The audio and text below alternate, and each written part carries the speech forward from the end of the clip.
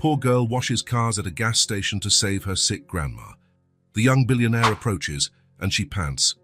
If I wash it really fast, will I make it in time to buy the medicine before she sleeps forever? He chokes on his answer, and what he does next no one could have imagined. The wheezing sound came from the bedroom. Maisie dropped her colored pencils on the table and ran down the narrow hallway. She didn't need to see to know. The sound was already far too familiar. When she opened the door, she found her grandmother sitting on the edge of the bed, one hand over her chest, shoulders hunched forward, struggling for each breath. "Grandma," Maisie approached quietly, "I'll get your medicine." Mrs. Thompson only nodded her head, too weak to speak. Her grey hair stuck to her forehead, damp with sweat, as she tried to control her breathing with the same pattern Maisie had memorized. 3 seconds inhaling, 6 seconds exhaling. It didn't always work. Maisie ran to the bathroom, opened the medicine cabinet, and took out the blue inhaler. There was only a quarter of the liquid left in the transparent container. Next to it, the box of antibiotics showed just 2 pills remaining. Holding the inhaler in both hands as though it were a priceless treasure, she hurried back to the bedroom. "Here, Grandma." She handed over the device with the confidence of someone who had done it hundreds of times. Mrs. Thompson held the inhaler with trembling fingers. She breathed in the medicated spray and closed her eyes. Maisie waited, silently counting to 10, as the nurse at the local health clinic had taught her. The medicine worked quickly. It was the only good thing in an otherwise bad situation. "Better now?" Maisie asked, sitting down beside her grandmother. "Much better, dear." Mrs. Thompson's voice was hoarse, but the wheezing had subsided. "You're getting good at this." "I know," Maisie smiled, swinging her legs that still didn't reach the floor. "One day I'll be a nurse and take care of everyone." Mrs. Thompson ran her hand through her granddaughter's hair. The morning light came through the dusty window, forming a golden path to the bed. Outside, the world kept up its noisy pace, cars passing by, children shouting on their way to school, the church bell chiming 9 o'clock. Inside that room, however, time had another rhythm, marked by labored inhalations and moments of relief that were becoming increasingly rare. "Time for breakfast, Grandma. I already set everything up." The kitchen table was arranged as best as a child could manage.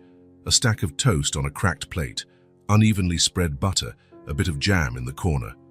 The tea, still steaming, awaited in Mrs. Thompson's favorite mug, the one with blue flowers that had once belonged to her own mother.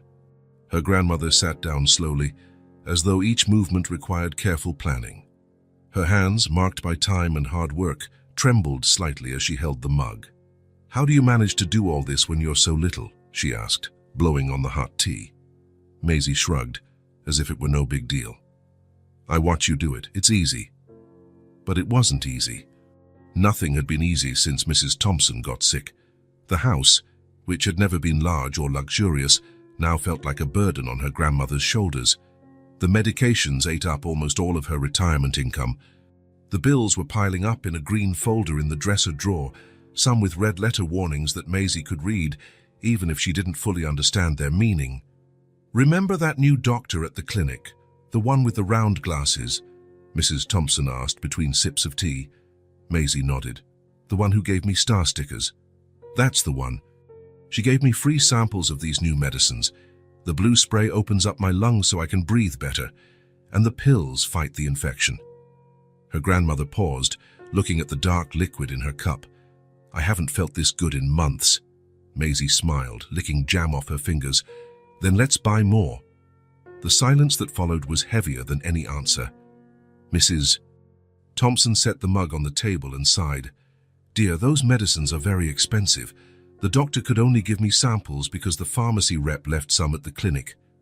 "How much does it cost?" Maisie asked bluntly. "More than we have right now." Maisie frowned, mentally calculating with the money in the coin jar on the high shelf. "What if we don't buy ice cream for a while, or cookies?" Mrs. Thompson smiled, but her eyes were sad. "That still wouldn't be enough. It's a lot of money, dear." The rest of breakfast passed in silence. Through the kitchen window, they could see the small backyard where 3 potted plants bravely resisted the heat. Beyond that was the quiet street where Maisie used to play when her grandmother felt well enough to watch her. Now, They rarely went out together. After tidying up the kitchen, Mrs. Thompson returned to the bedroom to rest. The effort of sitting for half an hour had already drained her. Maisie stayed in the living room, drawing on reused paper, but her thoughts were far from the colorful pictures. By evening, when Mrs. Thompson was asleep, Maisie opened the medicine cabinet again. She held the inhaler up to the light, trying to gauge how many days were left. Maybe 3, if her grandmother only used it when she really needed it. The pills would only last 2 more days, one in the morning, one at night. Sitting on the bathroom floor, hugging her knees, Maisie felt the weight of the situation pressing down on her small shoulders. If they ran out of medicine, the wheezing would return. The coughing that kept Grandma awake all night, the fear in her eyes when she couldn't breathe well. There has to be a way, she whispered to herself. Before bed, Maisie peeked into her grandmother's room one last time. Mrs. Thompson slept fitfully, but she was breathing better than she had in weeks. The new medication was visibly effective. She could walk around the house without stopping every few steps, speak in full sentences without gasping, even smile more often. "I won't let you get sick again," Maisie promised softly from the doorway. That night, it took her a while to fall asleep. Her head swirled with possibilities, plans, and ideas. When sleep finally came, it brought a strange dream of a blue bucket filled with shiny coins, enough to buy all the medicine in the world. The sun was already warming the backyard when Maisie stepped out barefoot through the back door. Her grandmother was still asleep after a restless night of coughing. 3 times Maisie had gotten up to help her with the inhaler. 3 times she'd watched the liquid in the small blue container go down. She wandered aimlessly through the small space among the dried-out plants, kicking pebbles and thinking. She needed a plan, but what could a child do to earn money? It was summer. There was no school, and the neighbors rarely asked for help. That was when her bare foot bumped into something hard, hidden among the tall weeds near the fence. She knelt down, pushed aside the dry leaves, and found a faded blue handle. She tugged hard, and suddenly she was looking at an old blue plastic bucket. "The time bucket," she muttered, instantly recognizing the object. It was dusty and had a hole in the bottom, but you could still see the permanent marker writing on the side, "Maisie plus Grandma, Cleaning Team," written in her grandmother's neat handwriting, and below, in crooked, childish letters, Maisie's name with a heart. She blew the dust off the bucket and turned it over in her hands. How many Sunday mornings had they spent washing Grandma's small car before she got sick? Mrs. Thompson would scrub the top, and Maisie, using that same bucket, would wash the wheels and the lower parts. Then they would always enjoy cold lemonade sitting on the porch steps afterward. "That's it," Maisie exclaimed, clutching the bucket to her chest. She ran inside, straight to the cupboard under the sink. She found a piece of old soap, a yellow brush with worn bristles, and a rag that had seen better days. She filled the bucket halfway with water from the tap. The hole was small enough that she could use it before it emptied completely. Maisie paused in her grandmother's doorway. Mrs. Thompson was breathing hard, even in her sleep. She couldn't wake her now. She grabbed a piece of paper and wrote in big letters, "I went to play. Be right back. Love you very much. Maisie." She placed the note on the bedside table next to the inhaler. The sun was already high when Maisie arrived at the gas station down the street. It was the only one around, where everyone stopped to fill up before hitting the main road. She set the bucket on the ground near the area where cars stopped to check their tire pressure and waited. A red car pulled in. A man in a suit got out, talking loudly on the phone. "Sir, want me to wash your car? Just $5, Maisie asked, lifting the bucket to show him. The man didn't even look at her. He continued his phone conversation while he checked his tires and then drove off. Maisie didn't give up. She approached a blonde-haired woman who had just finished filling up her silver car. "Ma'am, can I wash your car? It's really cheap."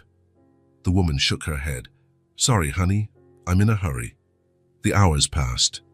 The midday sun was brutal, but Maisie stood her ground with her blue bucket by her side. Some people kindly said no, others simply ignored her. One of the attendants, a young man wearing a red cap, brought her a cup of water. "You should go home, little one. It's too hot out here." Maisie shook her head, determined. "I can't." I need to earn money for my grandma's medicine. The young man looked at her curiously, but was called away to serve another customer. Maisie stayed there, her bucket slowly losing water through the small hole, just like her optimism ebbed away with every rejection. After hours, she sat on the curb, exhausted. Only 2 people had accepted her offer, an older gentleman with an antique car who gave her $3, even though she did a rushed job, and a young mother with a car full of toys who gave her $2 and a sad smile. $5. That was all she had made, and the sun was already setting. The medicine costs a lot more, she murmured to herself, looking at the few coins in her hand.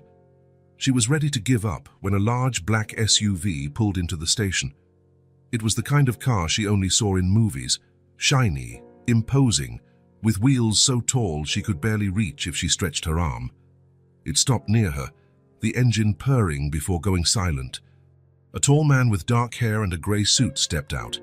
He had a phone in his hand and a serious expression. He looked important, like the kind of person who'd never have time for a kid with a leaky bucket. Even so, Maisie approached him. This was her last chance of the day. "Sir," she called, trying to sound confident. "Can I wash your car?" He glanced at her briefly and gestured negatively with his hand, continuing to type something on his phone. Maisie should have backed off, like she'd done with everyone else who turned her down, but something kept her there. "I can do it really fast," she insisted, "because if I wash it really fast, maybe I can get the money for the medicine before my grandma sleeps forever." The words came out in a rush. She didn't even realize she was saying them out loud. The man stopped typing and really looked at her for the first time. "Medicine?" he asked, putting his phone away in his pocket. Maisie nodded, holding the bucket with both hands. "She has trouble breathing. The blue medicine is almost gone, and there are pills too." The man, Grayson Hale, although Maisie didn't know his name yet, observed her more intently. A small child, alone at a gas station at dusk, with an old bucket and determination in her eyes. Something in his expression changed. "What's your name?" he asked, his voice gentler now. "Maisie." "Well, Maisie, you can wash my car if you want." "Really?" Her eyes lit up. "Really? But be careful not to scratch the paint, okay?"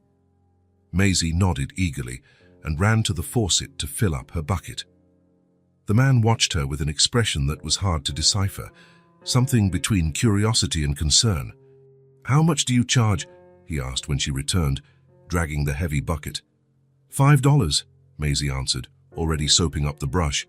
Then, realizing the size of the enormous SUV, she added, "But this car is pretty big, so 10. A slight smile appeared on Grayson's lips. "Sounds fair." Maisie worked hard. She wet, soaped, and scrubbed every part she could reach. The wheels were caked with mud, and she spent extra time making them shine. The hole in the bucket made the job harder, forcing her to run back to the faucet several times to refill. Her small hands turned red from the effort, but she never complained once. Grayson watched her from where he stood, leaning against one of the gas pumps. At first, he checked his watch occasionally, but soon he found himself completely absorbed by the scene. The determination of that child, the way she stretched her body to reach the higher spots, the care with which she ran the rag over the car's lights. There was something deeply moving about her perseverance. "Do you always wash cars here?" he asked when she finished the back and started on the side. "No," Maisie replied, focused on the task.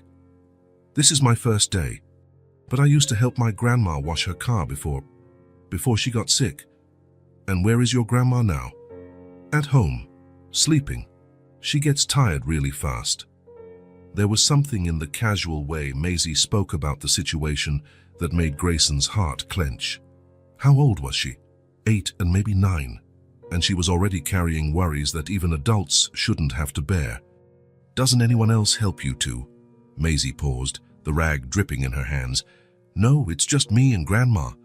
Then, as if realizing how sad that might sound, she added, "But we do okay. We're a team, you know."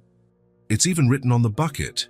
She pointed to the faded inscription, and something in those simple words, "Maisie plus Grandma, cleaning team," made Grayson look away for a moment. When Maisie finally finished, the sun was setting. The job wasn't perfect. She couldn't reach the SUV's roof and there were still some watermarks, but she'd given it her all. Her clothes were soaked, her hair clung to her forehead, and a look of exhausted satisfaction brightened her face. "Done," she announced proudly. Grayson walked around the vehicle, examining her work with a seriousness that made Maisie hold her breath. When he completed the inspection, he smiled. "It looks very good, Maisie." "Excellent job," she smiled back, exhausted but happy. "That'll be $10. Grayson pulled out his wallet, but instead of 10, he took out a $20 bill. "Here, for your dedication." Maisie's eyes widened. "But that's too much. You deserve it. You did a great job." Maisie held the bill carefully, as if it were precious and fragile. With the $5 she had already made, she now had $25. It still wasn't enough for the medicine. Her grandma had mentioned a much higher amount, but it was a start. "Thank you, sir," she said, her voice choked with emotion. Grayson watched the girl put the money in her pocket with great care. Something about the entire situation felt wrong. A child, alone, trying to earn money to buy medicine for a sick grandmother. Where were her parents? Why wasn't there any social support? "Maisie," he called, when she began to gather her bucket. "It's getting late. Do you live far?" She shook her head. "It's close. At the end of Elm Street, past the bakery." "Would you like a ride?" Maisie hesitated. Her grandma always told her never to accept rides from strangers, but this man didn't seem dangerous, and he had been kind, paying extra for her work. "I can take you to the pharmacy first," Grayson added, noticing her hesitation. "So you can buy your grandma's medicine." The possibility of buying the medicine that same day made Maisie's doubt vanish. "Can I really go to the pharmacy?" "West Side Pharmacy is on the way home." Grayson nodded. "Sure, they should be open until 8. Maisie looked down at the money in her pocket, then at the blue bucket, and finally at Grayson. She made her decision. "Okay, but I have to call my grandma first to let her know." Grayson smiled, approving of her caution. He waited patiently while she used the station's phone to call home. The conversation was brief. Her grandma didn't answer right away, probably still sleeping. When she finally did, Maisie explained quickly where she was and with whom she'd be riding. "She said it's fine," Maisie said when she returned, "but she asked me to be careful." "Your grandma's right. Always be careful." Grayson opened the passenger door for her. "Buckle up, okay?" Maisie climbed onto the SUV's tall seat, the blue bucket on her lap. For a moment, she looked back at the gas station where she had spent her entire day. The young attendant in the red cap waved, and she waved back. As the car pulled away, Maisie felt a mix of hope and fear. The pharmacy was her destination, but what would happen if she found out that $25 still wasn't enough? The man beside her was a stranger, but something about him inspired trust. The blue bucket, with its small hole and precious memories, sat in her lap as a reminder of what truly mattered. Her grandma, at home, waiting for a miracle that cost more than she could imagine. The black SUV glided smoothly through the city streets. Maisie, the old blue bucket on her lap, gazed out the window as if seeing everything for the first time. Lights were starting to glow in the shops and houses, creating a scene like something out of a movie. "You have a nice car," she commented, running her hand over the leather seat. Grayson smiled slightly. "Thank you. It's comfortable for long trips. You travel a lot." "Yes, my job requires me to visit a lot of places." Maisie nodded thoughtfully. "It must be cool to see new places. My grandma and I never leave town." A brief silence settled between them. Grayson glanced at the girl. There was something about her, a mix of fragility and strength that intrigued him. "Tell me about your grandma," he prompted, slowing the car as they approached a traffic light. Maisie's face lit up. "My grandma's the coolest person in the world. She was a teacher before she retired. Math. She teaches everyone, even those who really struggle." "She sounds like a great teacher." "She is, but now she gets tired really fast." Maisie's voice lowered. "Before, we used to make cookies every Sunday. She taught me how to measure ingredients, how to mix them in the right order, but now she can't stand up for very long." Grayson felt a knot in his throat. "And your parents?" Maisie fiddled with the frayed threads on the bucket's handle. My mom left when I was really little. My dad died in an accident. It was a long time ago. She said it plainly, as if describing the weather. No drama, no self-pity, just facts that formed part of her life. "I'm sorry," murmured Grayson. Maisie shrugged. "It's okay. Grandma always took care of me. We're a team." "Like on the bucket," Grayson noted, pointing to the faded inscription. "Yes.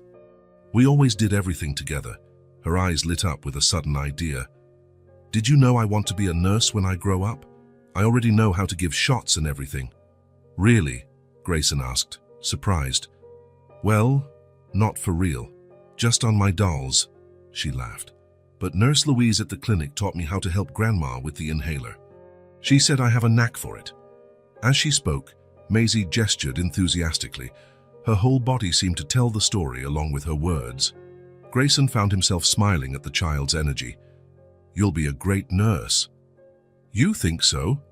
Her eyes glowed. "I'm going to study really hard. Grandma says that with an education, you can be anything you want." "Your grandma's right." The rest of the drive was filled with Maisie's voice, describing her school, the neighbor's cat that sometimes visited her yard, and the plants she tried to grow. A simple life with small joys that she valued like priceless treasures. Grayson listened quietly, responding only when needed. Something inside him shifted with every word from the little girl. The meetings he had missed, the contract he hadn't closed that afternoon, it all felt insignificant now. The pharmacy appeared on the corner, its fluorescent lights bright against the darkening sky. "We're here," Grayson announced, parking in front of the shop. Maisie clutched the bucket, suddenly nervous. "Do you think it'll work?" "There's only one way to find out." Inside the pharmacy, Maisie walked straight to the counter. A middle-aged woman in a white coat smiled at her. "Good evening, sweetheart. How can I help you?" "Good evening. I need my grandma's medicine. The blue spray that helps her breathe and the white pills." The pharmacist frowned. "Do you have a prescription?" Maisie froze. She hadn't thought of that. Grayson, noticing her distress, stepped up. "She has chronic respiratory issues," he explained. "I believe it's a bronchodilator and an antibiotic prescribed recently by her doctor." "That's right," Maisie confirmed. "The doctor with round glasses gave samples to my grandma, but they ran out." The pharmacist looked at them sympathetically. "I understand, but without a prescription, I can only sell you the bronchodilator. The antibiotic requires a doctor's prescription," Maisie whispered to Grayson. "It's better than nothing." He nodded. "We'll take the bronchodilator, then—" The pharmacist went to the shelves behind the counter. "That'll be $75. Maisie's shock was plain on her face. She dug into her pocket and took out the bills and coins she'd collected all day. With trembling fingers, she placed the money on the counter. "I have 25 how," she said, her voice shaky. The pharmacist looked at the small pile of money, then at the child's hopeful eyes. "I'm sorry, sweetheart." Maisie swallowed hard, fighting back tears. All that effort, all those hours in the sun hadn't been enough, not even close. Grayson felt something break inside him. Without hesitation, he placed his credit card on the counter. "I'll cover the rest." Maisie's eyes went wide. "You don't have to. I can wash more cars tomorrow." Grayson knelt to be at eye level with her. "I want to help, Maisie. Your grandma needs this medicine now, not tomorrow." A tear slipped down the girl's cheek, not of sadness, but of relief and gratitude. "Thank you," she whispered. The pharmacist smiled discreetly as she processed the payment. She handed the medication in a small white bag. "Here you go. It should last about a month if used correctly." Maisie held the bag as if it was the most precious treasure in the world. In a way, it was. Stepping out of the pharmacy, the sky was now dotted with stars. Maisie stopped on the sidewalk and looked at Grayson. There was something different in her gaze, a glow that went beyond gratitude. "No one's ever done something like that for us," she said simply. Grayson felt a pang in his chest. How could he explain that the gesture meant as much to him as it did to her, that by helping her, he felt connected to something greater than the empty routine his life had become? "Come on, I'll take you home. Your grandma must be worried." On the way back, Maisie clutched the medication and the bucket with equal care. Occasionally, she glanced at Grayson with a shy smile. They didn't talk much, but it wasn't an uncomfortable silence. Words seemed unnecessary. When they arrived at the modest house at the end of Elm Street, Maisie hesitated before getting out of the car. "Will you come back someday?" she asked, with the innocent hope of someone who hasn't yet learned to hide such feelings. Grayson realized he hadn't considered that possibility, but looking at this child with the blue bucket and a medicine that cost more than she could ever pay alone, he knew the answer. "Yes, Maisie, shall come back." The smile she gave in return was worth more than any contract he'd ever closed in his career. As Maisie ran up to her front door, the medicine held high like a trophy, Grayson felt something take root inside him, a seed of affection that, unknown to him, would change his life forever. Maisie gripped the railing of the small porch, skipping the wooden steps 2 at a time. The old blue bucket swung in one hand and the pharmacy bag in the other. Her heart pounded, partly from the effort, partly from excitement. Night had fully fallen, and the yellowish lights from inside indicated her grandma was awake. Grayson's car was still parked at the curb. He'd insisted on waiting until he saw her safely inside. Maisie glanced back once more and waved before pushing open the front door. "Grandma," she called, breathless as she entered. "Grandma, where are you?" The TV was on in the living room, showing a cooking program her grandma used to watch. Her favorite armchair, however, was empty. Maisie dropped the bucket by the door but held the pharmacy bag tightly, as if she feared the precious treasure might vanish. "I'm in the bedroom, dear," came a weak reply. Maisie sped down the hallway, her footsteps echoing on the wooden floor. She found her grandma sitting on the edge of the bed, still in her nightgown, the empty inhaler by her side, and a tired look on her face. The wheezing was back. Maisie could hear it from the doorway. "You took so long," Mrs. Thompson said with a faint smile. "I was worried." "I'm sorry, Grandma, but—" Maisie was out of breath, her eyes shining with excitement. "Look what I got." She lifted the white pharmacy bag as if it were a trophy. Mrs. Thompson frowned, confused. "What is that, Maisie?" "I did it, Grandma. I got the money." Maisie stepped into the room, her words tumbling out.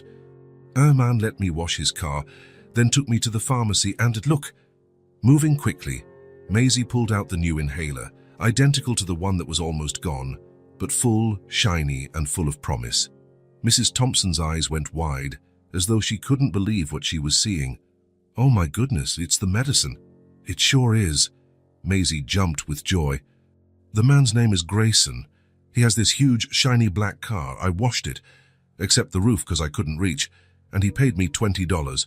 Then he took me to the pharmacy, and—" Maisie stopped abruptly, realizing she was talking too fast. Her grandma stared at the medicine in her hands, tears forming in the corners of her eyes. "It must have been expensive," Mrs. Thompson said, her voice thick with emotion. "You didn't have enough, did you?" Maisie sat beside her grandma. "No," she admitted. "It was $75. I only had $25. And this man, this stranger, paid the rest." Mrs. Thompson looked alarmed now, studying her granddaughter with concern. "Maisie, you know we shouldn't accept—" "He's nice, Grandma," Maisie interrupted, placing her hand on her grandma's. "Really, he didn't want anything in return. He just wanted to help." Mrs. Thompson looked from the medicine to her granddaughter.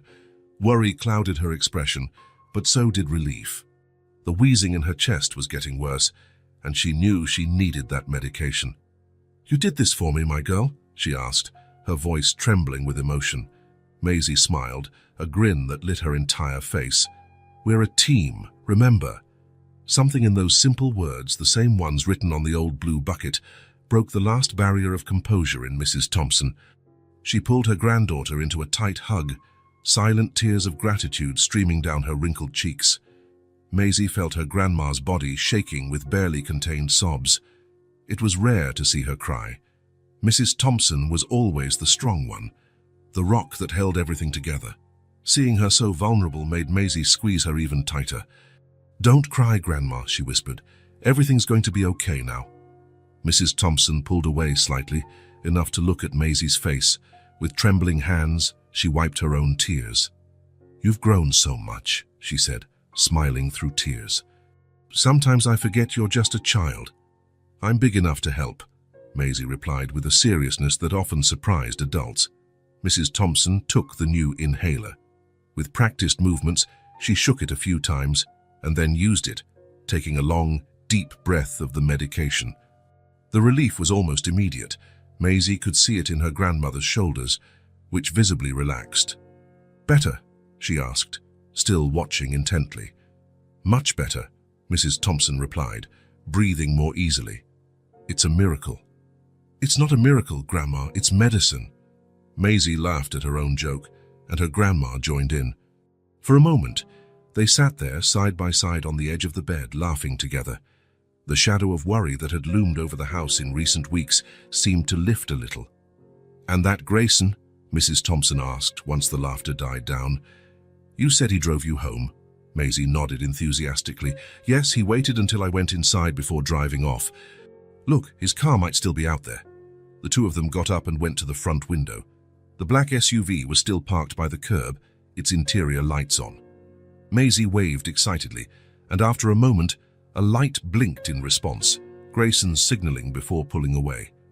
"He said he'll come back someday," Maisie commented as they watched the car disappear. Mrs. Thompson placed her arm around her granddaughter's shoulders, her face thoughtful, a mix of gratitude and caution.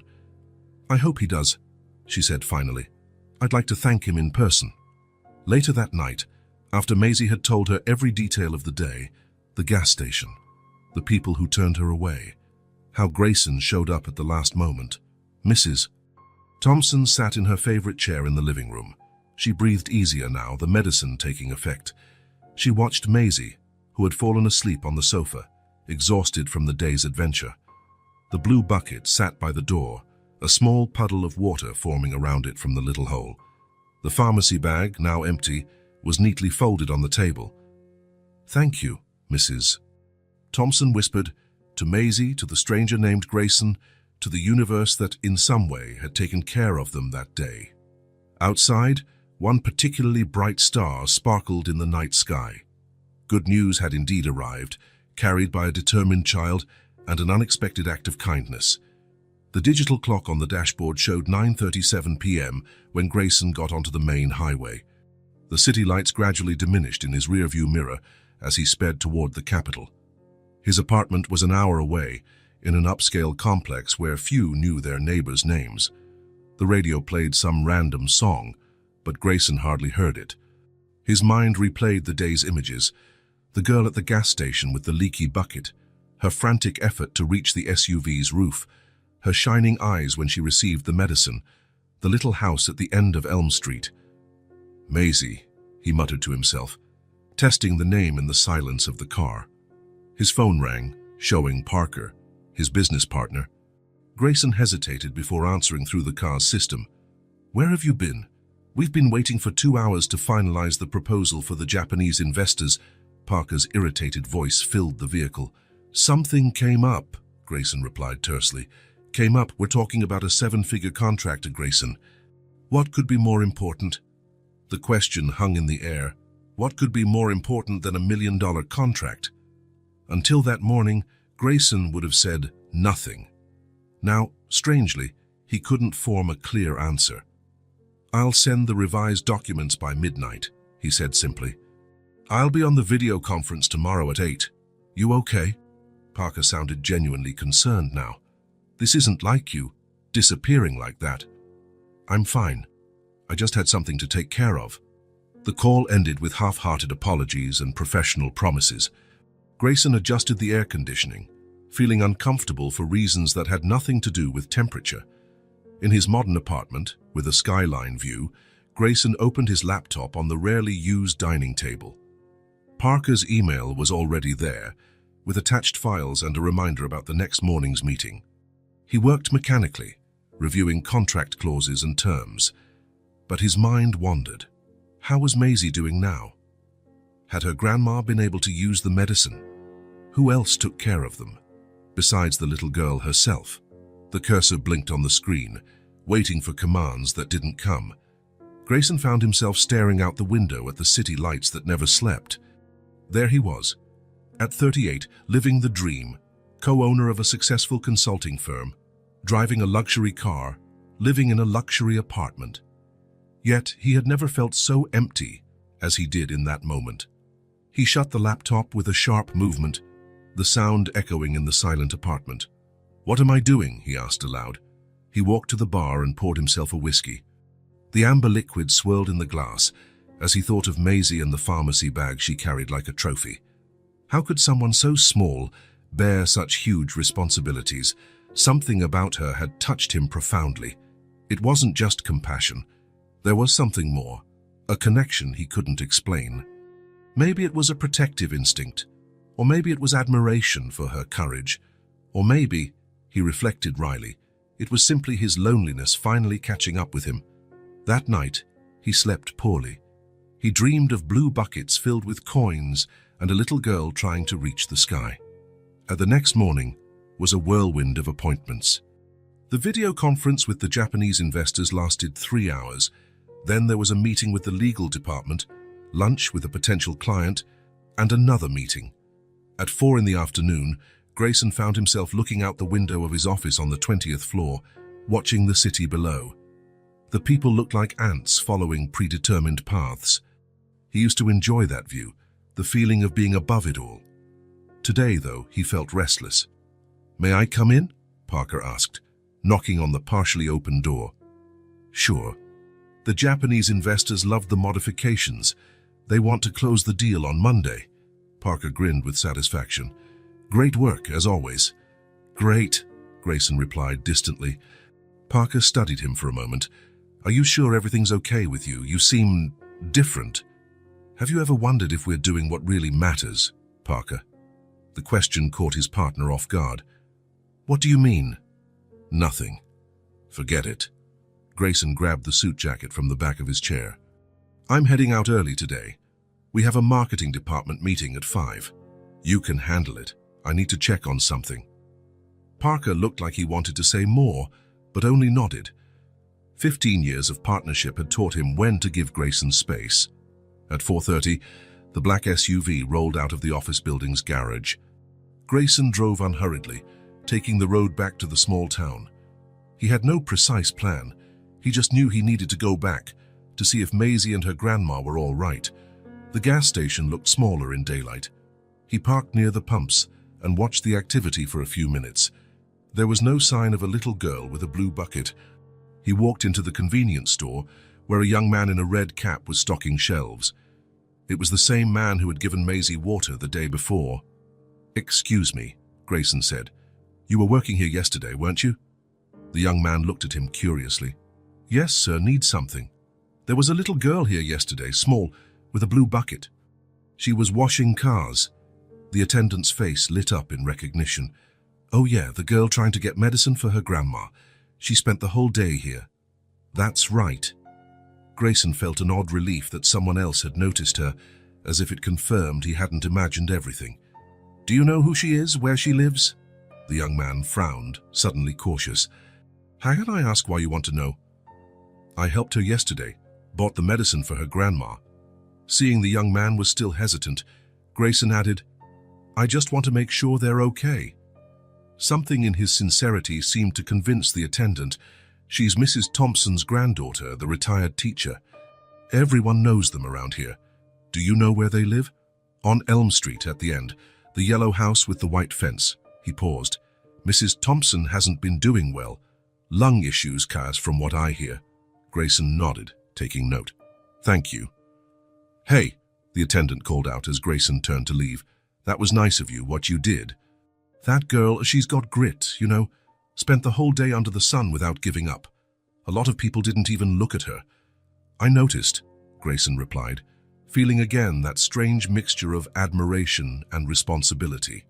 Back in the car, he typed the address into his phone. Elm Street's yellow house with a white fence. He sat there for a moment, engine off, pondering what to do next. Would it be strange to just show up? After all, he was still a stranger. But then he remembered Maisie's hopeful look, the question she had asked before leaving the SUV. "Will you come back someday?" He started the engine. He had promised he would return, and Grayson Hale did not break promises. He followed the main street, recalling the landmarks Maisie had mentioned. The corner bakery, the small park, the intersection with the broken traffic light. The town looked just as she'd described. Simple, a bit worn by time, but with a calm atmosphere rarely found in the places he frequented. Turning onto Elm Street, his heart inexplicably raced. He drove slowly, observing the houses. Some kids were playing in a yard. A man washed his car in the driveway. An elderly woman watered flowers on her porch. And then, at the end of the street, he saw the yellow house with the white fence. Small, modest, with a neatly kept garden despite slightly overgrown grass. It looked exactly like the kind of home he had imagined for Maisie and her grandma. He parked a few yards away. From the car, he could see into the side yard, where, if he looked carefully, he could make out a few potted plants and what seemed to be a small swing set. Grayson turned off the engine and took a deep breath. Here he was. Now what? What excuse would he give for coming back? What would he say to Maisie's grandma? Doubt kept him inside the SUV for a few more minutes. Then, with sudden resolve, he opened the door and stepped out. Some things didn't need a reason or logical explanation. Some things simply had to be done. Striding purposefully, he crossed the street toward the yellow house, determined to see the little girl who, in less than 24 hours, had managed to change something fundamental in his life. Grayson walked slowly down Elm Street's sidewalk, feeling strangely out of place in his expensive suit and polished shoes. The simple homes, modest gardens, and bicycles left on lawns contrasted with the corporate world he inhabited daily. As he approached the yellow house, his heart pounded harder. What would he say? How would he explain his presence here? Maybe it was a mistake to come. Maybe he should just... That's when he saw her. Maisie was crouched on the sidewalk in front of the house, engrossed in something. She wore a simple blue dress, her hair tied in a messy ponytail. Next to her, the old blue bucket, now empty, was being used for something else. It held a soapy mixture of water. The girl dipped a plastic ring into the solution and lifted it into the air, blowing gently to create soap bubbles that danced in the late afternoon breeze. Her face showed pure joy, the kind that only children can truly feel, completely absorbed in the moment, as though nothing else mattered in the world but those shimmering spheres. Grayson stopped in his tracks, watching. A strange tightness gripped his chest, part nostalgia, part tenderness. How many times in his own complicated childhood had he wished for moments like this? Simple, carefree, just playing on the sidewalk in front of his house. He took a deep breath and took a few more steps. One of the soap bubbles floated toward him, popping on his shoulder with a soft snap. The small sound drew Maisie's attention, and she looked up. For a moment, her eyes went wide with surprise. Then a huge smile spread across her face. "It's you again," she exclaimed, jumping to her feet. The plastic ring clattered to the pavement, forgotten. "You really came back?" The genuine joy in her voice made Grayson smile too. It wasn't the controlled smile he used in business meetings. It was something spontaneous, something that softened the worry lines on his face. "I promised, didn't I?" he answered, stopping a few steps away. Maisie approached him, practically bouncing. "My grandma's better. The medicine worked so well, she even made pancakes this morning." The simplicity with which she celebrated something as basic as morning pancakes moved Grayson deeply. For the past years, his own breakfast had been little more than expensive black coffee and hurried emails. "I'm really glad to hear that," he said sincerely. He wanted to ask so many questions, to understand so many things about their situation. But seeing this smiling child, he realized he needed to start more gently. Grayson knelt on the sidewalk, ignoring the fact that his $1,000 suit would touch the concrete. He wanted to be at her eye level. "I'm glad. May I meet your grandma?" he asked, his voice low and unexpectedly emotional. He wasn't sure why he felt such a need. Maybe to thank her for raising such a remarkable granddaughter, or to offer more help, or maybe just to complete something that had begun the moment he let a child with a leaky bucket wash his car. Maisie didn't hesitate. With the natural ease only children have, she held out her hand and took his, as though they were old friends. "Sure, come on." Her small fingers curled around his with absolute confidence. That simple gesture carried an unexpected weight, an unspoken responsibility, a trust offered freely, unconditionally. She led him through the little garden to the white gate, which creaked softly as it opened. A stone path led to the front door, lined with potted plants. Some colorful flowers bloomed despite the heat, resilient and vibrant. As he crossed the gate, Grayson felt something different, a subtle chill, as though he was stepping not just onto a property, but into a personal space that he had long since left behind. There was an atmosphere here, something he couldn't name, but it faintly recalled the concept of home. "Grandma's probably in the living room, watching her cooking show," Maisie explained, still holding his hand tightly. "She loves trying the recipes afterward, but sometimes it doesn't quite work out." Maisie laughed at her own observation, and Grayson found himself smiling too. Her spontaneity was contagious. The front door was ajar, propped open by the gentle summer breeze. Maisie pushed it without ceremony, entering first and tugging Grayson along. The interior of the house was just as he'd imagined, yet somehow surprising. It was simple. Furniture worn from use, walls needing a fresh coat of paint, curtains faded from the sun. Yet there was also a clear sense of care in every detail. Books neatly arranged on shelves, family photos in simple frames, a colorful throw blanket folded over the sofa. It was a place lived in, not just inhabited. Maisie let go of his hand and ran ahead, a small whirlwind of energy. "Grandma, I brought a friend. He's the one who helped me buy your medicine," she announced loudly, disappearing into the living room. Grayson paused in the hallway, suddenly nervous. What would he say? How would he explain his presence here? Why did he feel like he was about to walk into an exam for which he hadn't studied? Taking a deep breath, he followed Maisie's voice. He turned left into the living room. The first thing he noticed was the moss-green armchair by the window, positioned to catch the natural light. Sitting there was an older woman with grey hair twisted into a simple bun. She wore a floral house dress and had reading glasses hanging from a chain around her neck. A book lay in her lap, momentarily forgotten. When Grayson crossed the threshold and their eyes met, time seemed to freeze. He stopped in his tracks. Recognition struck him like a wave. Older, yes, marked by years, but unmistakable in essence. The same kind, observant eyes. The same smile that began at one corner of her lips before spreading across her face. "Mrs. Thompson." Grayson's voice caught, barely above a whisper. The woman blinked, analyzing the man before her. Confusion flickered, then a flash of recognition, and finally utter astonishment. "Grayson!" Her voice trembled.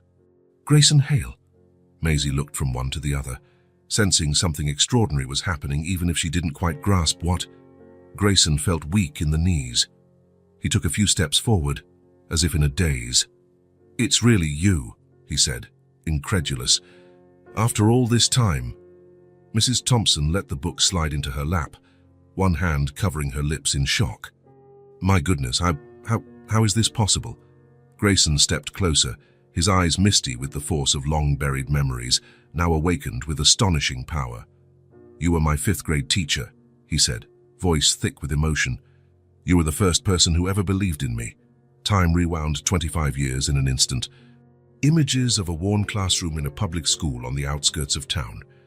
A skinny, quiet boy at the back of the room, doodling rockets and stars in the margins of his notebooks while everyone else struggled to read. And a teacher who, unlike all the others, paused one day to admire those drawings.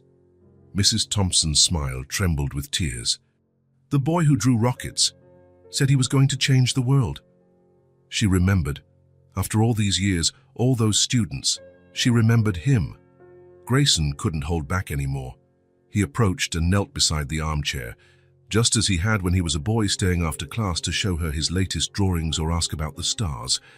"I did it, you know," he said in a voice full of both childlike pride and adult gratitude. "I grew up, I studied hard. It all started with that book you gave me, that encouragement. Without it, I never would have gotten where I am." "The book? A battered astronomy volume taken from her personal library, not the school's. "For dreamers who look upward," she had written on the front page. It was the first gift Grayson had ever received in his life. Mrs. Thompson's trembling hand reached out, touching his face as if to confirm he was real. "Just look at you," she murmured softly. "I always knew there was greatness in you from the very first day." Her hand slipped into his, holding it gently. The touch was warm, surprisingly firm despite her age. The same touch that once guided his childish hand, teaching him how to hold a pencil correctly and draw precise lines for his rocket designs. Maisie watched, perplexed but clearly moved. She didn't understand the entirety of what was happening, but she sensed its importance. The way the adults looked at each other as though they had found something precious they'd thought long lost. "You two know each other?" she asked finally, breaking the loaded silence. Grayson and Mrs. Thompson turned to her, almost surprised by her presence. For a moment, they'd been transported to another time and place. "Yes, dear," Mrs. Thompson answered, her voice steadier now. "Mr. Hale was my student, a long, long time ago." "Before I was born?" Maisie asked, trying to grasp just how long ago that could be. "Well before," Grayson replied with a gentle smile. "Back when I was about your age." Maisie's eyes widened. "So you were a kid, like me?" The innocent wonder in her question made both adults laugh, dissipating some of the intensity of the moment. "Believe it or not, every adult was once a child," Mrs. Thompson said in her ever-patient, teacherly tone. "And you drew rockets?" Maisie asked him. "Every day," Grayson confirmed. "On the edges of my notebooks, in my textbooks, sometimes even on the desks. Got me in trouble, except when your grandma was the one who caught me. She'd just give me more paper." Mrs. Thompson squeezed Grayson's hand fondly. "I recognized talent when I saw it, and determination. You had both." Grayson lowered his gaze, feeling decades of life flash through his mind, long nights of studying, juggling part-time jobs to pay tuition, constantly fighting to prove himself, to escape the fate expected for a poor kid from the outskirts. "You taught me more than math," he said softly. "You taught me I could dream big." Sensing the weight of the moment, Maisie inched closer. With a child's intuition, she placed her hand over their joined hands, forming a bridge between past and present. That simple gesture brought them all back to the here and now. The reunion was quietly powerful, loaded with meanings words couldn't fully express: gratitude, recognition, and a deep emotion filling the small living room. Two worlds that had briefly intersected in the past, a dedicated teachers and a brilliant but disadvantaged students, were now crossing again, brought together by chance, destiny, or maybe by a blue bucket, and a little girl determined to save her grandma. "Would you stay for dinner?" Maisie asked suddenly, her childish spontaneity cutting through the silence. "Grandma made rice fritters. They're the best thing in the world." Grayson looked at Mrs. Thompson, who smiled with eyes still bright from emotion. "I'd love to," he replied, feeling that something important was beginning here, something that went beyond reuniting with his old teacher, something to do with belonging and circles closing, with journeys that led back to where they started, transformed by the road traveled. After dinner, rice fritters, Maisie declared the best food ever. Grayson returned to the city with a promise to come back. The drive back seemed shorter, as though the distance between the two worlds had somehow shrunk. The next morning, before even turning on his office computer, Grayson made 2 phone calls, one to his assistant, rearranging his schedule to free up a few afternoons, and another to a large pharmacy chain, arranging regular deliveries of Mrs. Thompson's medications. 2 days later, his black SUV was once again parked in front of the yellow house. This time, the back seat was loaded with bags, groceries, fresh fruit, cleaning supplies, and hidden among them, a special package for Maisie. The sky was clear, with no clouds, promising a hot day. Grayson adjusted his tie, an old habit even on weekends, and grabbed the bags from the car. He hadn't even reached the white gate when the front door flew open, and Maisie came running to meet him. "You're back," she exclaimed, her face lighting up with a grin that seemed to fill all the space. She wore denim overalls and a yellow t-shirt, her hair in 2 messy braids. "A promise is a promise," he said, trying to balance the bags in his arms. Maisie immediately reached out. "I can help." "Sure, take the lighter one." She grabbed the bag with determination, even though it was almost as big as she was. Together, they walked to the house. Mrs. Thompson stood in the doorway, wearing a simple dress and a light cardigan despite the heat. "Good morning, Grayson," she greeted him, her gentle smile deepening the lines that spoke of a life with genuine expressions. "You didn't have to bring all this." "It's nothing," he replied, entering the house that, oddly enough, already felt familiar after just one visit. In the small but spotless kitchen, they set down the bags. Maisie opened each one with the excitement of someone unwrapping presents, exclaiming at every discovery, "Strawberries, they're my favorite." "It's strawberry season," Grayson explained. "They're at their best right now." Mrs. Thompson watched the scene with an expression that mixed gratitude and something else, perhaps a slight worry. When Maisie ran off to put a box of cereal in the pantry, she stepped closer to Grayson. "You don't have to do this," she said quietly. "You've already helped with the medicine." Grayson paused, a can of vegetables in his hand. "I want to. Please let me." He hesitated, choosing his words. "After everything you did for me." Mrs. Thompson placed a hand gently on his. "That was so long ago, Grayson, and I was just doing my job." "It was much more than that," he insisted softly. "You changed my life. Now maybe I can return the favor." Something softened in her gaze. She nodded slightly, accepting what he offered, not just groceries, but a connection, a cycle completing itself. Maisie returned, interrupting the moment. "Grandma, there's vanilla ice cream too. Can we make milkshakes?" "Later, dear. Let's help Mr. Hale put everything away first." "Grayson," he corrected kindly. "Just Grayson." The morning passed peacefully, the three of them organizing supplies and chatting.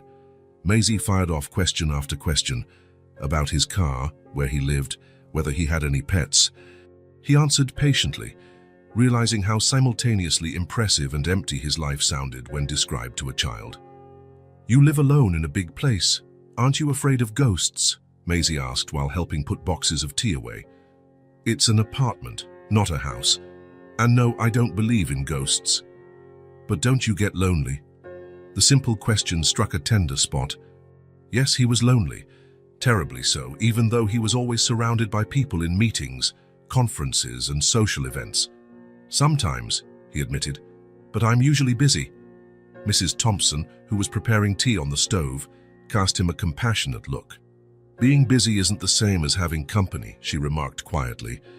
After lunch, a simple meal that Grayson insisted on paying for, Mrs. Thompson needed to rest. She still got tired easily, though the medication had greatly improved her breathing. "Come see what I made." Maisie tugged Grayson's hand, leading him to her small bedroom. It was a modest space, a single bed with a colorful quilt, a bookshelf, and a tiny desk crowded with papers. Drawings were taped to the walls, mostly of people or animals, and what appeared to be hospital scenes, reflecting her dream of becoming a nurse. "I made this for you," she announced, picking up a piece of paper from the desk. Grayson took the drawing, feeling an odd ache in his chest. It was a simple picture of three figures, a small one in a blue dress, Maisie, he assumed, a taller one with grey hair, Mrs. Thompson, and a tall man in a suit standing beside them. Above them, in large, colorful letters, it said, "My family and my new friend." "That's me?" he asked, pointing to the man in the picture. Maisie nodded enthusiastically. "Yes, you always wear a suit." Grayson studied the drawing longer than necessary, trying to process the impact of those simple lines. New friend. That was how she saw him. "It's wonderful," he said at last, his voice rougher than he intended. "Can I keep it?" Maisie's face lit up. "Of course, I made it for you." That afternoon, while Mrs. Thompson napped, Grayson and Maisie sat on the front porch. He had brought a book, not on astronomy this time, but on the human body, illustrated for kids.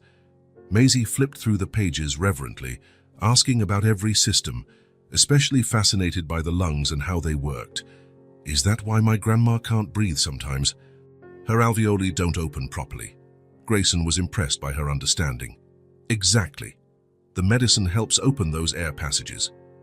She absorbed every detail with an intensity that reminded Grayson of himself as a child, a voracious appetite for knowledge, an unwavering certainty that learning was the key to a larger world. In the days that followed, Grayson rearranged his schedule. He cancelled 2 non-essential meetings, delegated tasks he would normally insist on overseeing personally, and reassigned a conference in Chicago to another executive. "Everything okay?" Parker asked, visibly confused by the changes. "You never take Wednesday afternoons off." "I'm redefining priorities," Grayson answered simply. He returned to the neighborhood almost daily, sometimes just for a quick visit, checking if the medication had arrived or if Mrs. Thompson was feeling better. Other times he stayed for hours, helping Maisie with homework or simply sitting on the porch chatting with Mrs. Thompson about old times. At each visit, he brought something, a new book, a special treat, more medicine. One time, hidden in the trunk, he had a bigger surprise. A blue bicycle for Maisie, complete with a basket on the front. Is that for me?" Maisie asked incredulously when he revealed the gift. "For getting to school," Grayson explained. "You said sometimes you're late because it's far—" Mrs. Thompson looked like she was about to protest. It was a costly gift, but the spark in Maisie's eyes made her hesitate. "May I, Grandma? Please?" the girl pleaded. "Only if you promise to wear a helmet. Always," her grandma replied, casting Grayson a look of gratitude and mild reproach for not asking her first. "Oh, that too," he said quickly, pulling a blue helmet out of the trunk. "Safety first." The rest of the afternoon was spent teaching Maisie to ride her new bike. Elm Street, quiet and residential, turned into a training course. Grayson, in suit and tie, jogged alongside, holding the bike while Maisie pedaled, nervous at first, then increasingly confident. Mrs. Thompson watched from the porch, smiling at the sight of the powerful businessman running along, occasionally stumbling, his perfectly styled hair now tousled by the wind, his tie flung over his shoulder to keep it out of the way. "You can do it. I'm letting go now," Grayson called, releasing the bike. Maisie wobbled but kept going, pedaling on her own for the first time. "I'm doing it! I'm doing it!" she shrieked, overjoyed. And she was, riding alone, hair blowing behind her helmet, laughing with newfound freedom. Grayson stopped, breathless, watching her move away and then circle back, describing a large loop on the street. Something inside him, something hardened by years of solitary success, seemed to melt under the afternoon sun and Maisie's laughter. On another visit, he brought old photos and documents from his school days, the yearbook with him as a skinny kid, the certificate from the science fair where he'd presented his first rocket project. Mrs. Thompson examined these mementos with teary eyes. "You kept all of this?" It wasn't really a question, but Grayson answered anyway. "They were the only good years of my childhood. Of course I kept them." As they revisited the past, an inevitable question arose. "What about your parents, Grayson? Do you keep in touch?" He stiffened slightly. "My mother passed away 12 years ago, cancer." He paused. "My father, I don't know where he is. I haven't seen him since I left for college." Mrs. Thompson nodded, sympathy evident. "I remember your father at parent conferences. Always in a hurry, often not in the best shape." It was a gentle understatement. His father's not in the best shape meant heavy drinking, gambling away the rent money, and never taking to fatherhood. "I was lucky to find other mentors," Grayson said, giving her a meaningful look. "People who actually cared." When Maisie came home from school that day, she brought a stack of drawings, hospitals, nurses, doctors. She explained each one solemnly, detailing medical procedures with a mix of real terminology learned from the books he'd given her, and childlike imagination. "When I become a nurse, I'll cure everyone," she declared, with the absolute conviction only children possess. "I'm sure you will," Grayson replied, surprised at how sure he sounded. The house's routine soon adjusted to include him. Mrs. Thompson brewed tea the way he liked it. Maisie saved her toughest questions, math, science, and how the world worked, for when he arrived. One weekend visit, he brought a small telescope. They set it up in the backyard on a clear night. the three of them bundled in blankets, gazing at the moon and stars. Grayson pointed out constellations, explaining nebulas and galaxies in words Maisie could grasp. "Is that why you drew rockets?" she asked, peering through the telescope. "So you could go up there?" "Yes," Grayson admitted. "I wanted to explore the unknown." Mrs. Thompson looked at him thoughtfully. "What about now? Do you still want that?" The question hung in the cool night air. Grayson looked at the sky, then at the child enraptured by its mysteries, and the woman who'd once opened up the universe to him. "I think I'm exploring different kinds of universes these days," he answered at last. His visits became an essential part of his life. Each time, Maisie bombarded him with questions, sometimes about his work, often about the world, but mostly about medicine. Her constant fascination.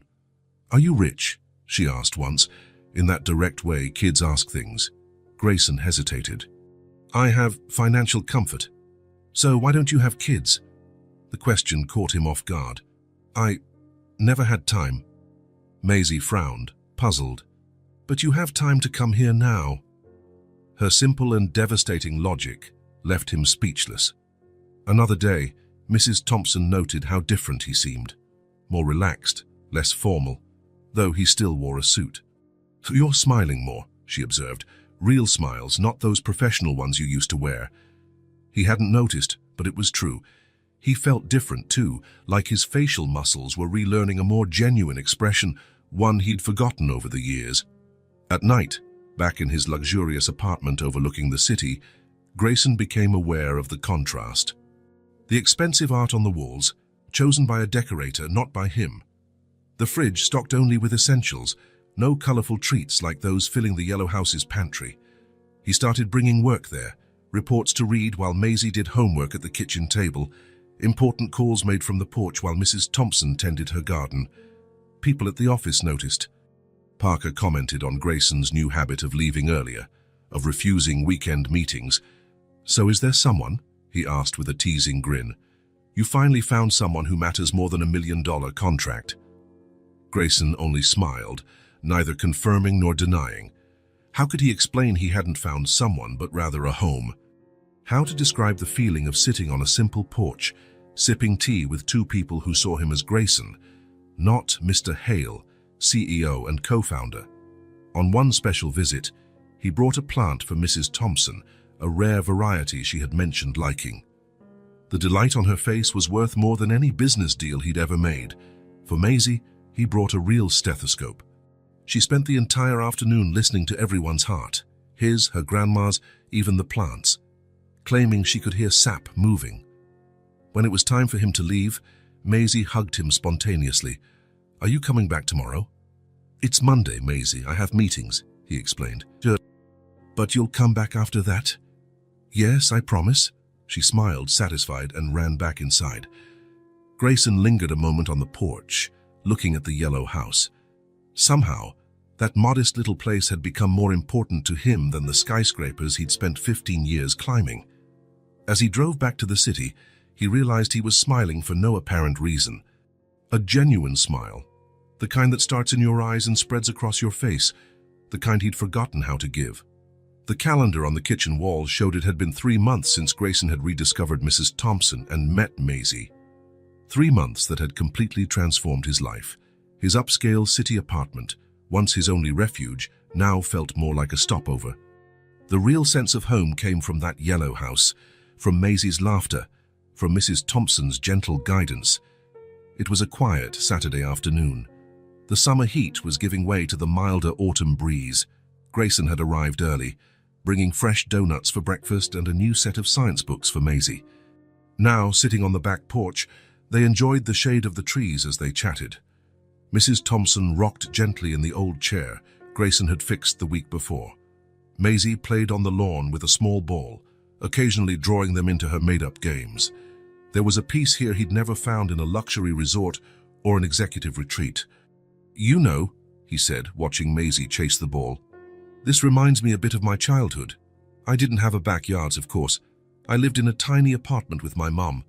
But sometimes, when she got time off from her second job, we'd go to the park." Mrs. Thompson smiled, encouraging him to continue. Grayson seldom talked about his past, even now that he spent so much time with them. It was a one-bedroom apartment, he went on, his gaze distant.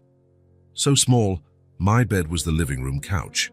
But my mom always said it wasn't the size of the house that mattered, but what was inside it.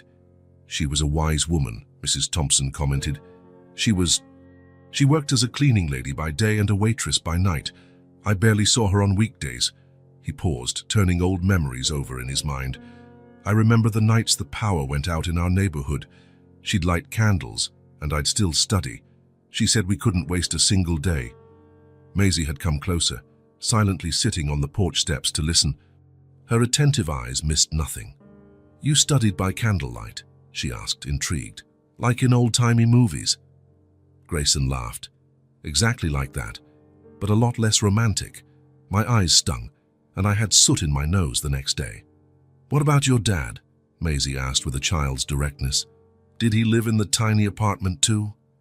Grayson shook his head. "No. My dad, well, he had other interests. He drank a lot, he gambled. He'd show up once in a while to ask my mum for money." Noticing Maisie's solemn expression, he softened his tone. "But we had what we needed. And do you know what my greatest treasure was?" Maisie leaned forward. "What?" "Books," Grayson answered, a genuine smile lighting his face. "Our school had a program where the top students got books at the end of the year. I did everything I could to be at the top. I remember the first book I got, an old astronomy encyclopedia. It was worn out, probably a donation, but it was the most precious thing in the world to me." "Is that when you started drawing rockets?" Mrs. Thompson asked, her gentle eyes full of understanding. "Exactly. I dreamed of building a rocket that would take me far away to the stars." Grayson glanced at Maisie. "But you know something. I never did build a real rocket. Instead, I built a company. In a way, that was my journey to the stars, just a different kind." Mrs. Thompson smiled, but the smile turned into a light cough. She placed her hand on her chest, a gesture Grayson and Maisie recognized all too well. "You okay, Grandma?" Maisie asked immediately, the concern clear in her voice. "Just a bit of dryness in my throat, sweetie. Nothing to worry about." Grayson watched her closely. Over the past few days, he'd noticed Mrs. Thompson sometimes struggled more to breathe. She always brushed it off, saying it was normal or that the weather was changing. They continued talking, stories now flowing freely among them. Grayson told them about his first job delivering newspapers, saving for 2 years to buy a used computer, winning a scholarship to college. These weren't stories he typically shared, not with co-workers or business partners who expected a polished version of success, not the gritty tale of how he got there. But here, with Maisie and Mrs. Thompson, the stories came naturally. There was no judgment, only understanding, and from Maisie, admiration for his journey.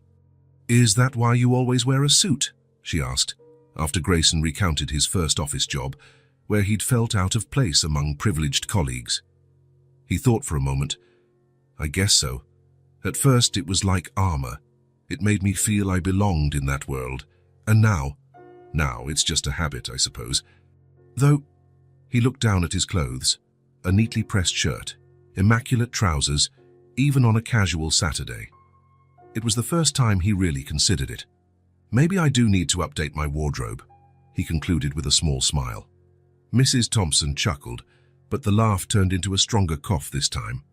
She tried to hide it, but it was clear she was struggling to breathe. Her hand gripped the arm of the rocking chair, knuckles whitening with the effort. "Grandma!" Maisie's voice was tinged with fear. Mrs. Thompson tried to speak but couldn't. The cough worsened, and now she was truly gasping for air. Her face grew pale, a slight bluish tinge around her lips.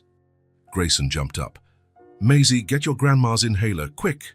While the girl ran inside, Grayson knelt by Mrs. Thompson, holding her hands. "Breathe slowly, try to stay calm," he instructed, keeping his voice steady despite his growing panic. "Maisie's getting your medicine." Mrs. Thompson nodded weakly, her eyes showing the fear she couldn't voice. Her breaths came in short, desperate gasps, as though something blocked her airways. Maisie returned seconds later, the inhaler in hand. "Here, Grandma!" Grayson helped Mrs. Thompson use it, supporting her while she inhaled the spray. Normally, the effect would be almost immediate.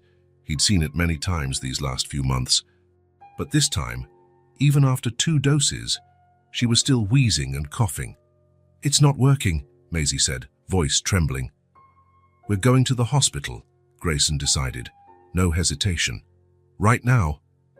Without waiting for an answer, he scooped Mrs. Thompson into his arms, surprised at how light she was. Years of chronic illness had left her more fragile than she appeared. "Maisie, grab your grandma's purse, and the inhaler will go in my car." The girl obeyed immediately, dashing into the house while Grayson carried Mrs. Thompson down the garden path. Each step was accompanied by the alarming sound of her labored breathing. "It'll be okay," Mrs. Thompson wheezed, attempting to reassure Maisie, who now ran alongside them clutching the purse and a coat. "Don't talk," Grayson urged gently. "Save your strength." He gently placed her in the passenger seat of the SUV, reclining it as far back as it would go. Maisie hopped into the back, face pale but movements purposeful. This clearly wasn't the first time she'd faced a crisis with her grandma. She knew exactly what to bring and where to sit.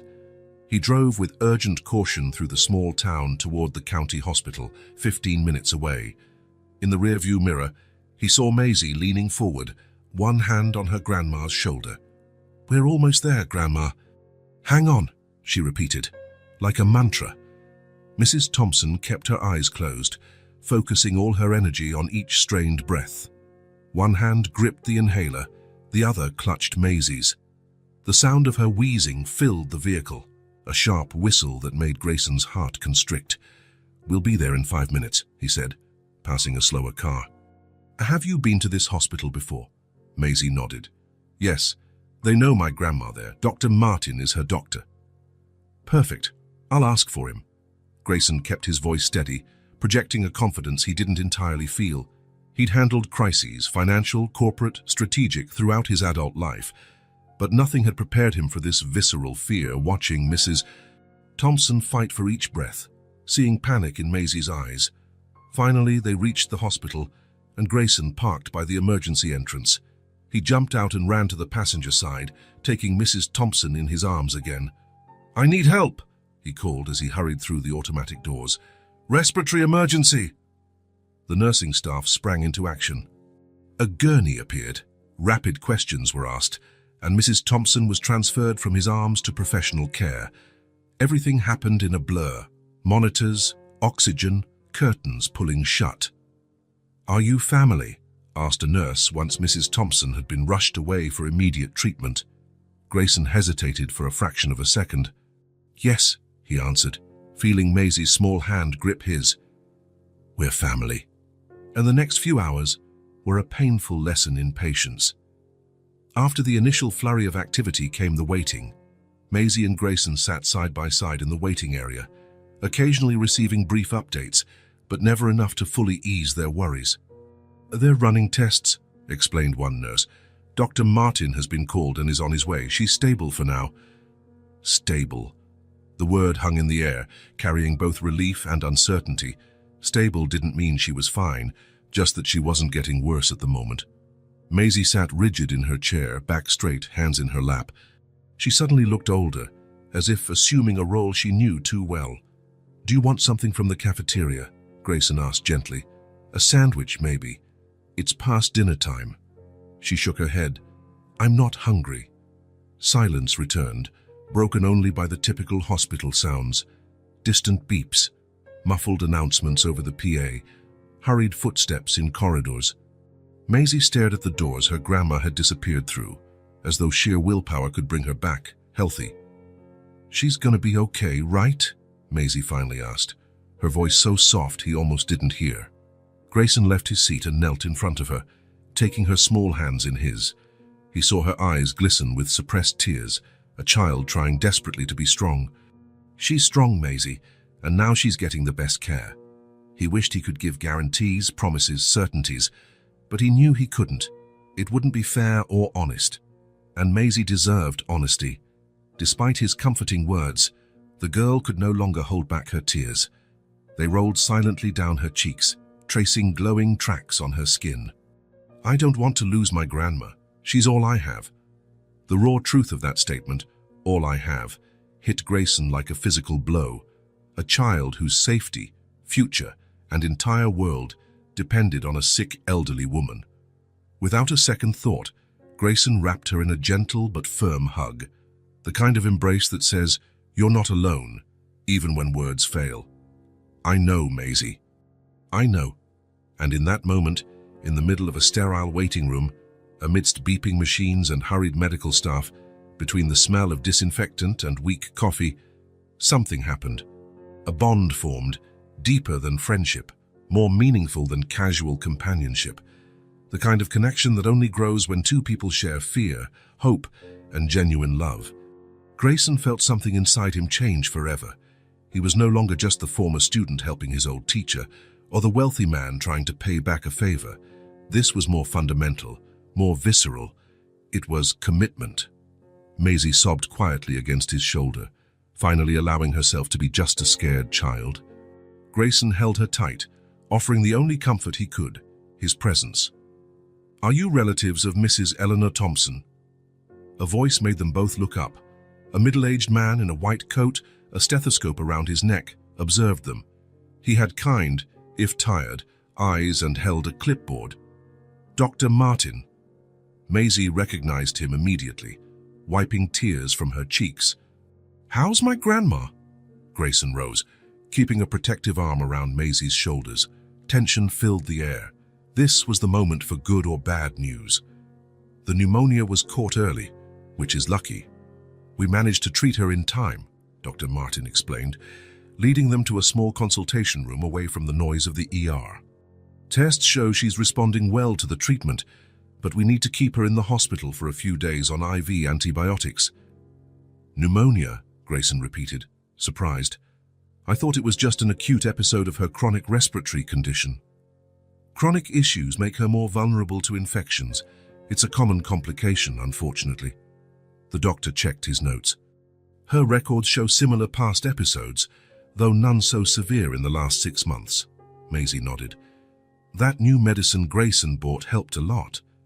Dr. Martin looked at Grayson with renewed interest. "You're a friend of the family," Grayson said simply. "Grayson Hale." Something in the doctor's face suggested recognition, but he said nothing, turning back to Maisie. "Your grandma is stable for now, but she'll need at least 3 days here. She's sedated to rest here, but you can see her briefly if you'd like." Maisie glanced at Grayson, looking for reassurance. He nodded encouragingly. "Yes, please," she said. Dr. Martin got up. "Follow me." They followed him through quieter corridors leading to the inpatient wing, passing rooms with partially open doors, catching glimpses of other lives, other stories, other struggles. Finally, they reached a room where Mrs. Thompson lay in a hospital bed. She was hooked up to monitors and had an oxygen tube, but her face looked calmer, her color slowly returning. Maisie approached quietly, as though afraid to wake her, even though Dr. Martin had explained the sedative would keep her asleep until morning. "Hi, Grandma," she whispered, carefully taking her grandmother's hand. "We're here, me and Grayson. You're gonna get better soon, I promise." Grayson stood a step behind, throat tight at the sight of Mrs. Thompson, so vulnerable. The woman who had once seemed so strong, so unshakable, now lay dependent on machines. It drove home how precarious the balance was that kept this small family going. Dr. Martin gave them a few minutes before gently suggesting they let the patient rest. "You can come back tomorrow during visiting hours. She should be awake by then." Out in the hallway, Grayson thanked the doctor, then turned to Maisie, who looked exhausted, the day's emotions weighing on her small frame. "Let's go home now. You need to rest." Maisie hesitated. "Can I stay here with her on the sofa in her room?" "Hospital policy doesn't allow minors to stay overnight," Dr. Martin explained gently. "But a responsible adult can, if they like." Grayson understood immediately. "Maisie, I'll take you home so you can sleep.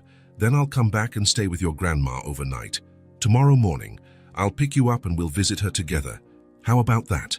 Gratitude shone in Maisie's eyes. "Promise you won't leave her alone." "I promise." And so began a new routine in the hours that followed. Grayson took Maisie home, made sure she ate something, helped her get ready for bed. The house felt oddly silent without Mrs. Thompson, every empty space echoing her absence. "You have my number," he reminded her, helping tuck her into bed. "Call anytime, for any reason. I'll answer right away." Maisie nodded, clutching a worn teddy bear to her chest. "Thanks for helping us." "No need to thank me, Maisie. This is what we do for the ones we love." The words came out unplanned, but as soon as he spoke, Grayson realized they were entirely true. He had indeed come to love this little family, not romantically, but just as profoundly. The kind of love that binds people whose paths cross, who create something new and unbreakable together. Back at the hospital that night, he settled into the chair beside Mrs. Thompson's bed, listening to the soft rhythm of her breathing and the beep of the monitors. He made a silent vow. Whatever happened, he wouldn't let Maisie face it alone. Over the next few days, a new pattern emerged. Grayson reworked his work schedule again, delegating responsibilities and holding video calls in hospital corridors, signing documents sent via email. Parker, now fully grasping the seriousness of the situation, took on many of Grayson's tasks without complaint. Maisie returned to school after the second day, reluctantly. "Grandma would be mad if she knew you were missing classes," Grayson pointed out, winning a reluctant smile from the girl. Mrs. Thompson's condition slowly improved.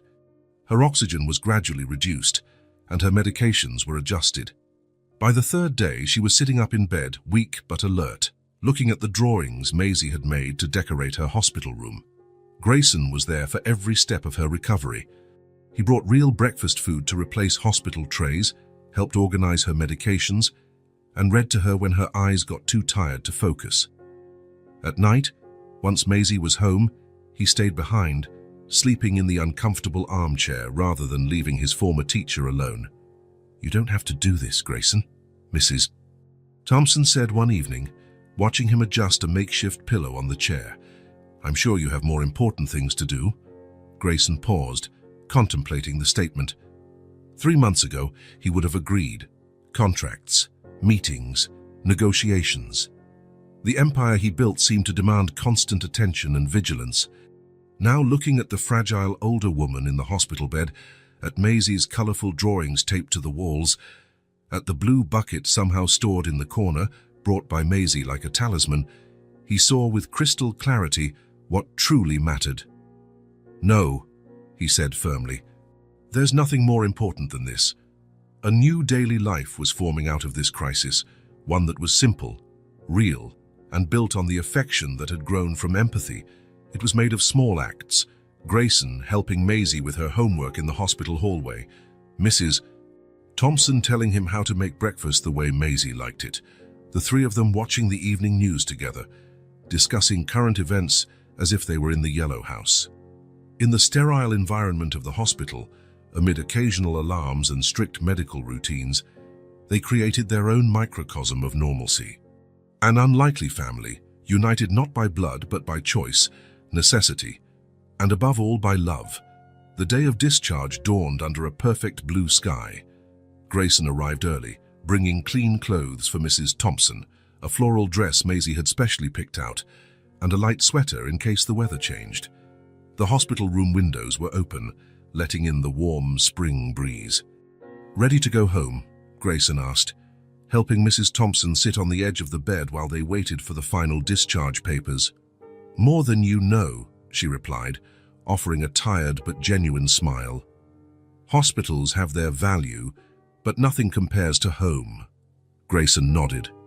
Throughout his adult life, he'd occupied impersonal spaces, luxury hotels, boardrooms, his sleek apartment devoid of personality. He never understood home until he stumbled upon that little yellow house and its inhabitants. The door opened, and Maisie burst in, eyes shining with excitement. She'd insisted on going to school that morning to pass the time faster, but Grayson had picked her up early. "Grandma, I fixed everything up. Your room is perfect. I put new flowers, and I even cleaned the window so more light comes in." Mrs. Thompson opened her arms, and Maisie carefully fell into them, mindful not to hug too tightly. Grayson watched with a lump in his throat, love visible, tangible, filling the space between them. The discharge process was quick. Dr. Martin came personally to deliver her prescriptions and instructions. Absolute rest for the first week, he emphasized, looking directly at Mrs. Thompson, who made a small grimace. And medication at the exact times, no lapses. We'll handle it, Grayson assured him, pocketing the prescriptions carefully. I'm sure you will. The doctor smiled, looking at the three of them. You make quite a team, Maisie beamed, just like the bucket. The doctor looked puzzled, but Grayson and Mrs. Thompson exchanged amused glances, fully understanding. A nurse brought a wheelchair, hospital protocol despite Mrs. Thompson's mild protests. Grayson insisted, and soon they were headed down the corridor, Maisie walking alongside, carrying a small suitcase of personal items. In the car, Mrs. Thompson sat in the back seat with Maisie beside her. In the rearview mirror, Grayson could see them holding hands and chatting in soft tones.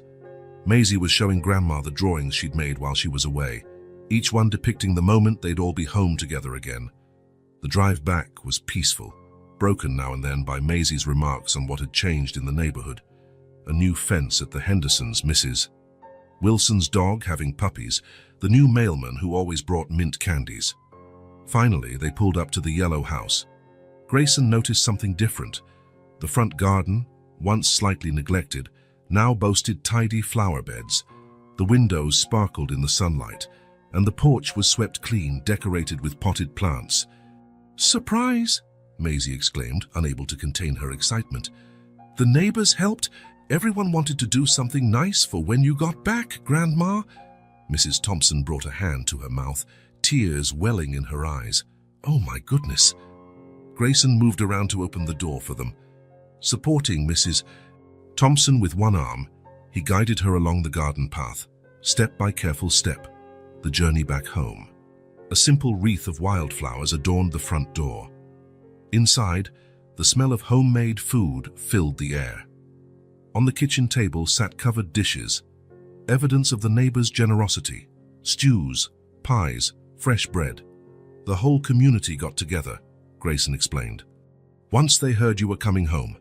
Mrs. Thompson shook her head, tears now streaming freely down her cheeks. "After so many years teaching their children, they still remember me." "How could they forget?" Grayson asked softly. Maisie ran ahead, fluffing the cushions on Grandma's favorite armchair in the living room. Mrs. Thompson eased into it with a sigh, gazing around as if seeing her own house for the first time. Maisie perched on the arm of the chair, holding Grandma's hand, unable to let go even for a moment. "It's so good to be home," Mrs. Thompson murmured, her eyes meeting Grayson's as he stood nearby, watching. In that moment, certainty crystallized within him. This moment, this house, these people, was real, more real than any professional success, any material acquisition, or any recognition. He had found something no amount of money could buy: belonging. In the days that followed, Grayson practically moved into the yellow house. He slept on the small living room couch, insisting he had to be close in case Mrs. Thompson needed help at night. In the mornings, he made breakfast for the three of them before driving Maisie to school. During the day, he worked remotely from the kitchen table, juggling business calls and making sure Mrs. Thompson stayed on her medication schedule. Parker, his business partner, finally understood. "Take whatever time you need," he'd said during their last video call. "The company won't collapse if you prioritize your family." He said the word with a questioning tone, but Grayson only nodded. In the afternoons, when Maisie came home from school, the three of them observed a familiar ritual: tea on the porch if the weather was nice, or in the living room with cookies and conversation. Mrs. Thompson gradually regained strength and color. Her laughter, once restrained by breathing difficulties, now filled the house again. Neighbors kept bringing food, stopping by to chat, offering help. Grayson got to know them all: the baker who always saved the best loaves for the teacher who taught the whole town to read, the florist who'd been Mrs. Thompson's student 40 years earlier, the mechanic who owed his career to her encouragement in math. "I've built something extraordinary here," Grayson told Mrs. Thompson one afternoon, watching Maisie play in the backyard through the window. "It's not just a house, it's a legacy of kindness." She smiled, her gaze following her granddaughter. "It wasn't planned, you know. I just lived each day doing what I could." The rest came naturally. A week after her return, on a calm evening, Grayson cooked dinner. Nothing fancy, just a simple stew his mother used to make. The small kitchen was warm and cozy. The lamp's soft glow danced on the walls, while Mrs. Thompson recounted stories from her own childhood. And then the entire cake slid off the table right into my dad's lap, she finished, prompting laughter. Maisie sat between them, holding the old blue bucket in her lap. It had become her good luck charm, the object that started this whole journey. Instead of water for washing cars, it now held a simple bouquet of wildflowers she had picked on her way home from school. As they shared the meal, Grayson observed the two of them. Mrs. Thompson was still weak but visibly stronger, her eyes bright with wisdom gained over a long life. Maisie, young and determined, displaying a maturity beyond her years, but finally able to just be a child, safe and loved. Something swelled inside him, a certainty, a conviction that had been growing for weeks, perhaps since that first time he saw a little girl with a leaky bucket trying to wash his SUV. "You're my family now," Grayson said simply, the words escaping before he realized. There was a moment of silence, not uncomfortable but charged, as though the universe held its breath. Then Mrs. Thompson reached out, placing her hand over his. "You've always been like a son to me, Grayson," she said, her eyes glistening. "You just needed to remember that." Her words touched something deep, an old wound that was finally healing. The boy who drew rockets, the fatherless child, the student who clung to each of her encouraging words like water in a desert, all those pieces of him found their place. Maisie rose from her chair without warning and hugged him tight. She didn't say anything, just smiled with her eyes closed, her little body conveying what words couldn't. Grayson hugged her back, feeling the light weight of her trust, the priceless responsibility of her love. The table was simple, the meal, too.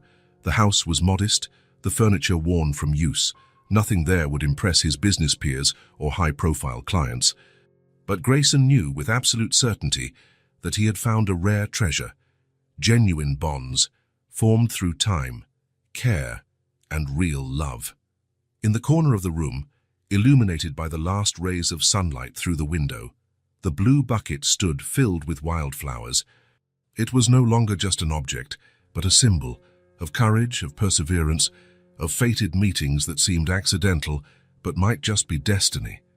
And it was the symbol of a new beginning for all of them, a story that began with a determined child, a dirty car, and an empty inhaler, now unfolding into infinite possibilities, like a road stretching into the horizon, promising shared journeys and a place to forever call home.